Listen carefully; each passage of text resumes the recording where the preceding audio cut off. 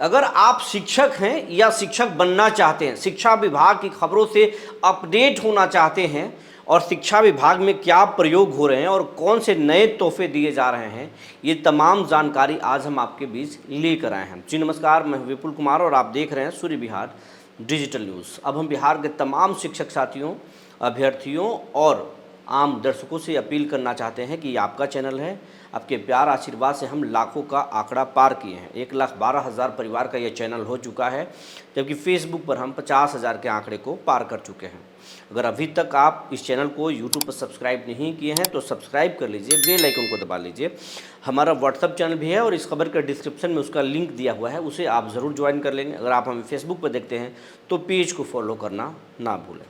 अब खबर आपको विस्तार से बताने जा रहे हैं। सबसे पहले हम बात करेंगे जो STT फॉर्म भरने वाले हैं उनके लिए खुशखबरी ये है कि फॉर्म निकल चुका है। 27 तारीख तक आप इस फॉर्म को भर सकते हैं। 27 सितंबर तक इस फॉर्म को भर सकते हैं और बिहार बोर्ड के द्वारा इस फॉर्म को निकाला गया है। और आप कहीं भी कैफ़े से जा कर के उसके बारे में जानकारी हासिल करके जो भी चीज़ें मांगी जा रही है वो आप फॉर्म भर सकते हैं। उसके बाद परीक्षा जब आप क्वालिफाई करेंगे तो फिर आप शिक्षक बनने की पात्रता आपके पास हो जाएगा। बात TRE 4 की तो वो जो है अक्टूबर नवंबर महीने में उसकी बहाली होगी, जैसा कि अब तक विभाग कह रहा है। ये तो बात हुई जो शिक्षक बनने वाले हैं, जो STT के फॉर्म भरने वाले हैं, उनसे जुड़ी जानकारी थी। लेकिन अब हम आपको बताने जा रहे हैं कि शिक्षा विभाग में बड़े प्रयोग क्या हो रहे हैं और क्या सरकार तोहफा देने वाली है। शिक्षकों के लिए भी तोहफा की बात कही जा रही है, हालांकि हम उसे तोहफा नहीं मानते हैं। अब तक शिक्षकों को तोहफा देने की बात नीतीश कुमार ज़रूर किए हैं, दिए भी हैं, लेकिन जो शिक्षकों के मुकम्मल तोहफा की बात है वो अभी तक नहीं मिला। शिक्षकों को अभी भी ट्रांसफ़र पोस्टिंग का जो मसला था वो हल नहीं हुआ। शिक्षकों का ट्रांसफ़र पोस्टिंग अब तक जो है अधूरा पड़ा है। शिक्षक 400 किलोमीटर दूर, कोई 300 किलोमीटर दूर है, अभी भी लगातार विभाग से संपर्क कर रहा है, संवाद कर रहे हैं, लेकिन कोई कुछ बताने वाले नहीं। लेकिन तत्कालीन अगर ACS की बात माने, AC धार की, जो अब नहीं है, वो लंबी लंबी दावे कर रहे थे, लंबे लंबे डिंग हाँक रहे थे, लेकिन ACS साहब अब शिक्षा विभाग में हैं ही नहीं। बहुत लंबी लंबी बात करते थे, लेकिन अब नीतीश कुमार उनको कह दिए कि आप बस कीजिए, अब आप ये लंबी बातों से काम नहीं चलेगा।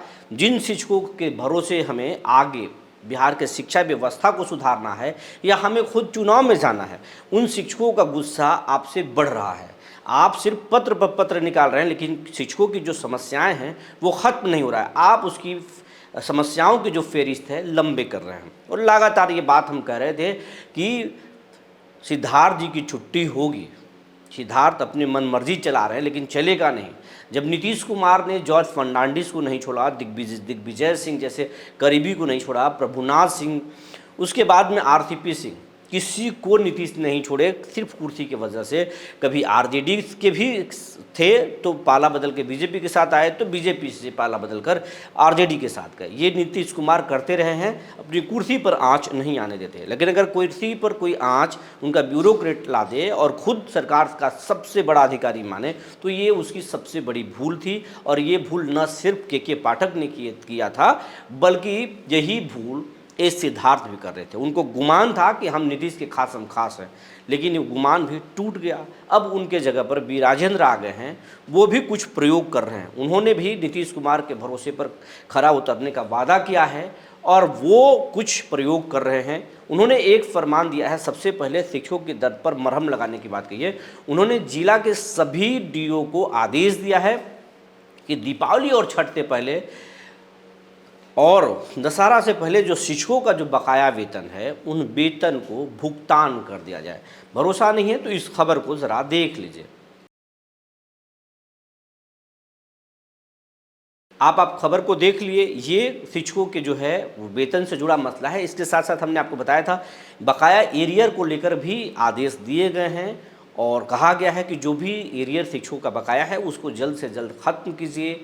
और शिक्षकों से अब जो है बी राजेंद्र इनपुट लेंगे 1 to 1 एक सर्वे कराएंगे कि शिक्षकों की क्या परेशानी है, शिक्षक क्या चाहते हैं, ये भी जानेंगे। लेकिन चुनाव है, चुनाव में चुनाव में ज़्यादा समय सरकार के पास नहीं है, उनके पास भी समय नहीं है, लेकिन वो पूरी तरह की कोशिश कर रहे हैं कि शिक्षकों को भरोसे में लाया जा सके, नीतीश के प्रति उनका झुकाव अच्छा किया जा सके, विपक्ष जो है सरकार को जो बदनामी करा रही है वो ना हो सके, शिक्षकों के लिए अब तक जो नीतीश कुमार ने किया है उनके योगदान को बताया जा सके। शिक्षकों के जो मुद्दा है, जो शिक्षकों की जो मूल समस्याएं हैं उसको कम करने की भरसक कोशिश बी राजेंद्र करेंगे। शिक्षकों से जुड़ा और भी कई चीज़ें नीतीश कुमार घोषणा करने वाली है, ऐसी कही जा रही है, लेकिन अब तक कोई आधिकारिक बात इस पर नहीं हुई है। जो होगा हम आपको बताएंगे, इस पर अपडेट करेंगे। लेकिन एक और बात, नीतीश कुमार एक बड़ा प्रयोग करने जा रहे हैं। का प्रयोग ये करने जा रहे हैं कि बिहार के सरकारी स्कूलों को डिजिटलाइज करने जा रहे हैं। अब बच्चों को एआई का पढ़ाई कराया जाएगा सरकारी स्कूल में।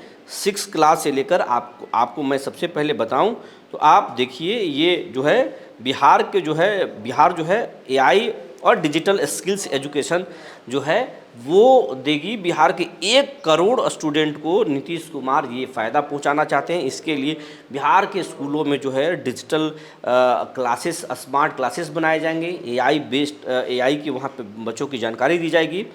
और ये जो है आप देख सकते हैं, ये 6 क्लास से लेकर के 12वीं तक के बच्चों को जो है ये प्रोग्राम दिया जाएगा। ये है और इसके लिए पूरी तैयारी कर दी गई है। आप देख सकते हैं इस तरीके से ये एक तस्वीरों के जरिए एक तस्वीर जो है वो छपी है और ये दिखाया जा रहा है कि बच्चों को कैसे एआई से लैस किया जाएगा, क्योंकि अब आगे की जो बच्चों की जो भविष्य है वो एआई बेस्ड होगी। अब जो काम आधे घंटे में, अगर मैं मान लूँ कि मैं जो आधे घंटे में जिस स्क्रिप्ट को लिखता था, अब एआई से कुछ चंद सेकंड में जानकारी हासिल हो जाती है। अब दुनिया में एआई जो है क्रांति ला दिया है, तो अब नौकरियां भी खाएगी एआई, तो नौकरियां देगी भी एआई। तो एआई की जानकारी बच्चों में होना बहुत ज़रूरी है और नीतीश कुमार ने बिहार के सरकारी स्कूलों में ये व्यवस्था लागू करने का फरमान दिया है। इसकी तैयारी बहुत जल्द जो है स्कूलों में व्यवस्था दिखेगा। जो जानकारी निकल कर आई थी हमने आपको बता दिया। तब तक के लिए धन्यवाद।